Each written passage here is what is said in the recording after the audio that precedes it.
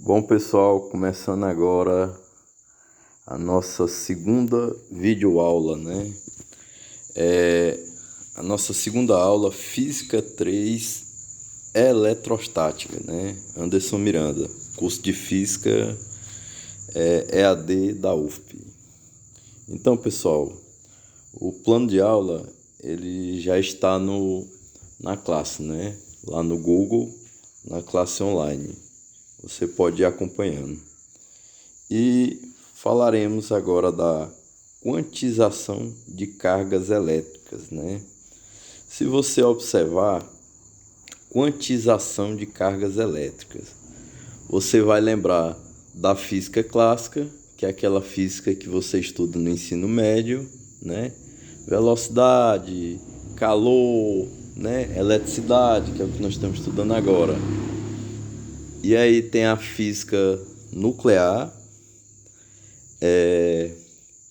e temos a física quântica, né? A gente escuta muito falar da física quântica. O que é essa ideia de quântica? Quântica é quantidade, né? São a ideia de pacote, são um pacote fechado, entendeu? É mais ou menos como se você fosse ao comércio e não comprasse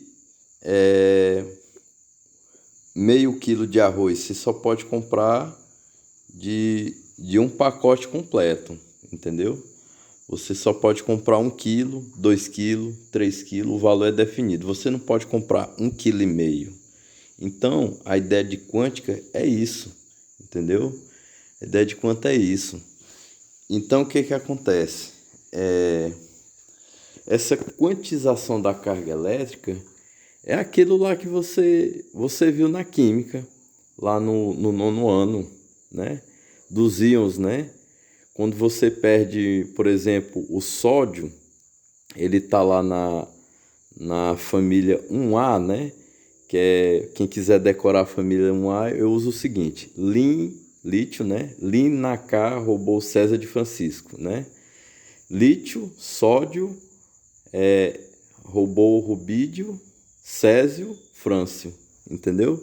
Então, esses elementos da 1A, eles têm um elétron só na última camada. Quando eles perdem, por exemplo, o sódio, né, do nosso cloreto de sódio, nosso sal de cozinha, quando ele perde esse um elétron, né, ele fica positivo.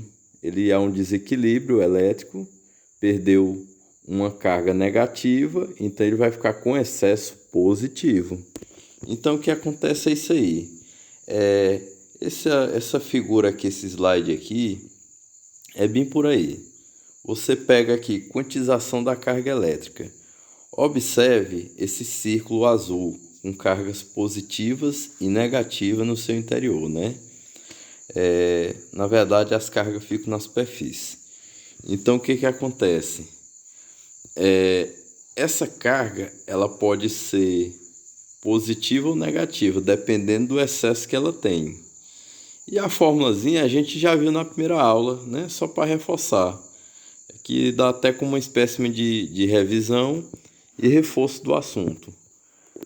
Então, a carga é igual a N, esse N são números inteiros e fixos, né? Que é 1, 2, 3, 4, e esse E é a carga elementar.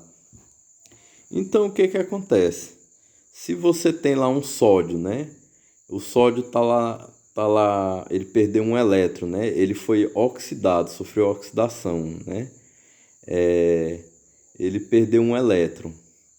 Então, o que acontece? Então, ele vai ficar com carga mais, né? Um mais. Então, a carga dele aí, usando na fórmula Q igual a N vezes E, é 1 vezes E, né? 1 vezes E, que a gente pode calcular essa carga em Coulomb. Então, é isso, pessoal. Essa é a fórmula. A gente vai fazer um exercíciozinho e entender melhor. Como eu falei, tem aí no slide, N são números inteiros, 1, 2, 3, tá aí, né? Número de próton ou elétron em excesso. Ele dá um exemplo aqui, nessa figura, Esse NP, número de prótons, 7. Número de elétrons, 11. Então, o que que acontece? 7 menos 11 dá menos 4. Quer dizer que ele tem um excesso de menos 4 elétrons. Menos 4 elétrons. Então, qual é a carga desse elemento químico, né?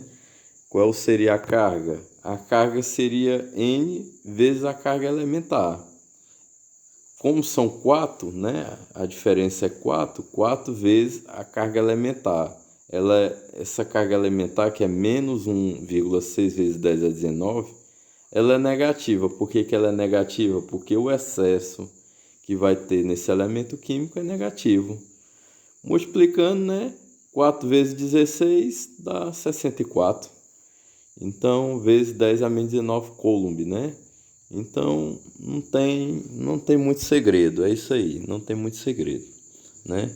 Acredito que seja uma questão passível de cair no Enem.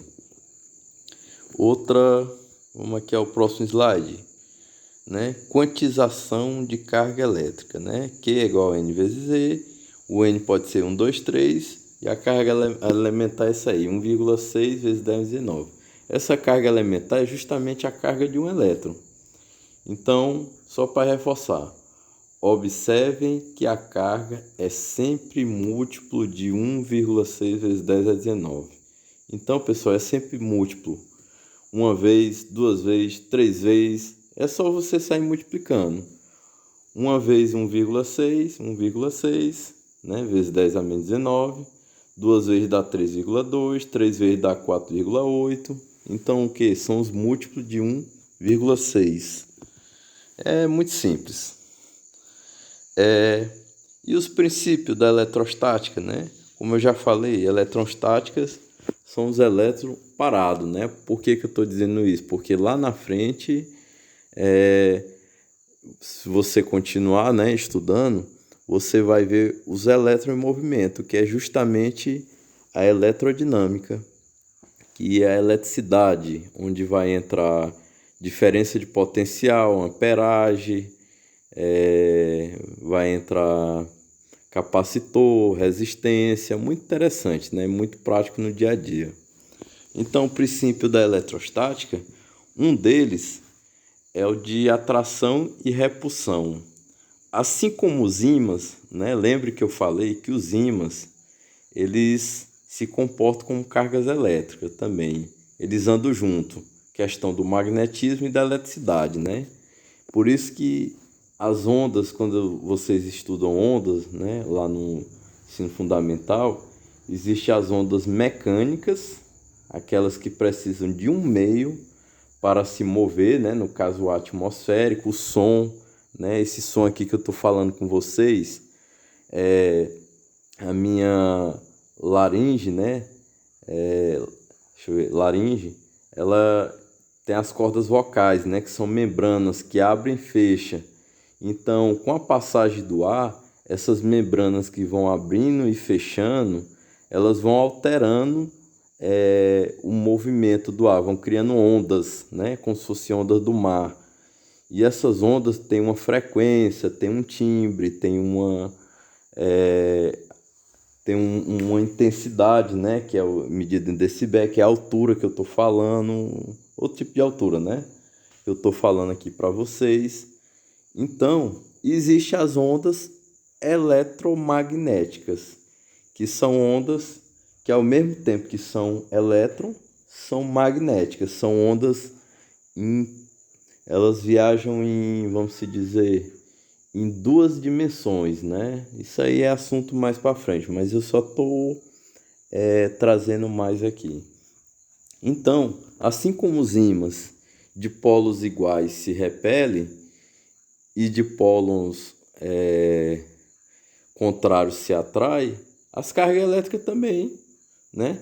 Olha aí, duas cargas positivas, quando você encosta na outra, a tendência delas são se afastar, né? Do mesmo jeito as duas cargas negativas, se você encostar uma na outra, elas vão se afastar. Agora, cargas elétricas positiva e negativa, né? Lembre só, os opostos se atraem, viu? Os opostos se atraem. que acontece? Essas cargas se aproximam, entendeu? Então, até aí não tem segredo nenhum. Princípio da conservação da energia, né?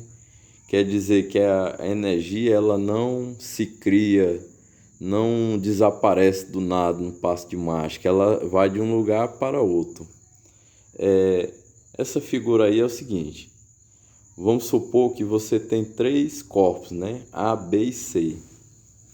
E essa linha fronteira do sistema é como se fosse um isolamento elétrico, né? Ela engloba as 3 cargas e há um isolamento. Então, a carga líquida dentro aí é a soma das 3 cargas. Menos 5 mais 2 e 0. Que se você somar, vai dar o quê? Menos 3, né? Então, a carga líquida é menos 3. Então, é o princípio da conservação da carga elétrica. Entendeu? Ela pode estar mais no A, pode estar mais no B, mas a soma vai ser sempre igual, é uma constante. Conservação, lembre-se, constante. Conservação, constante. Princípio da conservação da energia, considerando o sistema isolado, como eu falei, soma algébrica das cargas é constante. Muito simples, né? Do jeito que eu somei. Soma das cargas, Q, né? Menos 2 mais 0, menos 3. Então está aí. Um exercíciozinho, né? Exercíciozinho aqui, vamos separar as ideias. Aqui da Universidade do Paraná. Que eu acredito que se cair no Enem vai ser mais ou menos assim. A ideia é essa. 3 esferas condutoras. Imagine aí na sua cabeça. Esfera A, uma esfera B, uma esfera C. Tem o mesmo diâmetro, né? Essas esferas têm o mesmo diâmetro, São 3 esferas idênticas.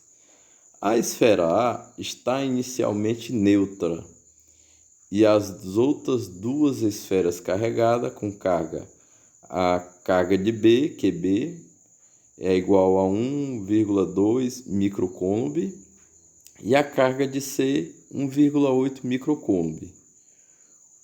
Com a esfera A, toca-se primeiro a esfera B. Então, inicialmente você pega a esfera A e toca a B. E depois toca a esfera C. Aí ele pergunta, as cargas elétricas de A, B e C depois desses contatos são, respectivamente... Aí tem as letras, né? Então vamos à resolução. Primeiro, o que acontece? Esfera A tem um zerinho ali, ó, dentro do parente, que significa que ela está nula, né? As cargas dentro dela estão equilibradas. O número de elétrons é igual ao número de prótons, né? As cargas estão pau a pau, igual. Aí toca em B. Quando toca em B, divide, né? Divide. Se você tocar em B, 1,2 divide na metade, né? Metade de 1,2 fica 0,6 para cada um. Então A vai ficar com 0,6 e B vai ficar com 0,6, né? Até aí tudo tranquilo. E aí o que acontece, pessoal? Aí você pega a esfera A, que está com 0,6, e toca na esfera C. Ela tem o que inicialmente? 1,8 microcoulomb. Aí tu soma os dois. 0,6 com 1,8 dá 2,4. Divide meio a meio, pau a pau, cada um fica com metade, fica o quê? 1,2 para cada lado. Então, qual é a conclusão? Resultado: A fica com 1,2 e C fica com 1,2. Igual, né? E a resposta é letra D. E B lá ficou com 0,6, né? Se você voltar aqui, letra D, né? 1,2 para A, que ele pede A, B e C respectivamente. 0,6 para B e 1,2 para C, né? Então, sem nenhum mistério. Deixa eu... Vamos passar aqui, tem mais ainda. Tem mais uma questãozinha aqui. Não sei por que ele não tá abrindo direto aqui na questão. Essa outra questão aqui, né? Essa outra questão. Então é o seguinte. Exercício 2. Um átomo de cálcio perde 2 elétrons para 2 átomos de cloro. Um elétron para cada átomo de cloro. Então é o seguinte, forma-se assim um composto iônico. Cálcio mais 2 e cloro menos 1. Então, meu amigo, você sabe, né, que o cálcio, ele está lá na tabela periódica, na família 2A. Se é 2A, significa que ele tem 2 elétrons na última camada. Então, ele perde aqueles elétrons para o cloro. Só que o cloro ele só precisa de um, né? O cloro está lá na família 7A, né? Então ele só precisa de um para formar 8, que é o octeto, né? O octeto. Então o que acontece? Então são necessários 2 cloro para receber os 2 elétrons do cálcio. Então uma molécula de cloreto de cálcio são o que? São 2 de cloro para cada uma de cálcio.